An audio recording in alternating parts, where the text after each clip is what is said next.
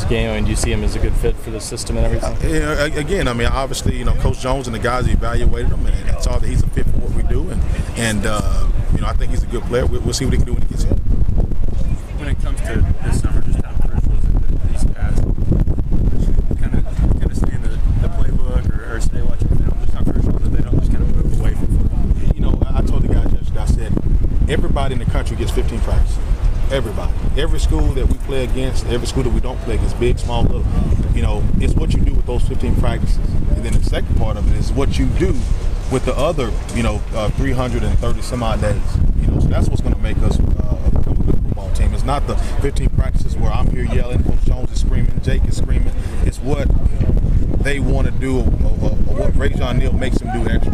It's the extra work that they carry throughout the whole season, they carry throughout the summer, and those are the things that will make us a good team, not these 15 practices. What do you hope that those guys do, whether it's in the film room or on the field? What do you hope to see out of those guys? I hope they take these fundamentals, things that we've done in individual periods, the way we watch film. Hopefully they'll do those things when we're not there. We try to talk to them in a language to where they say the same things that we say as coaches. So hopefully when I'm not there, they're saying the same things that Coach Gillespie said when they're watching film together. When they're out there catching balls and working with the quarterback, they're saying the same things, the same fundamentals that Coach Jake has been saying. So if we can get the kids to do that, we got a chance.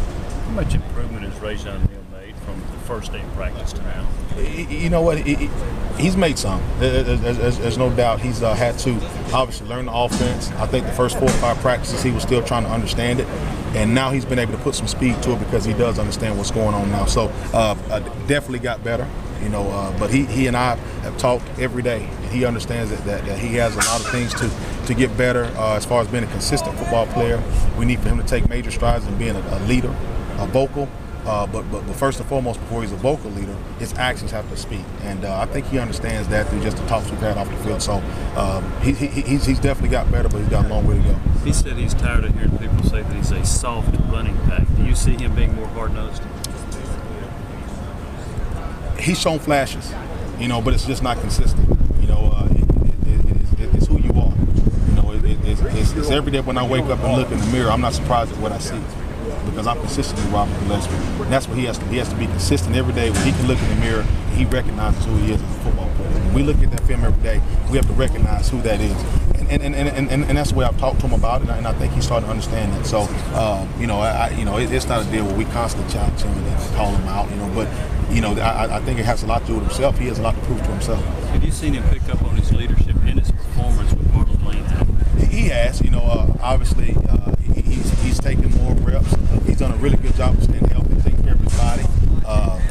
So from that standpoint, I have seen him show some leadership ability.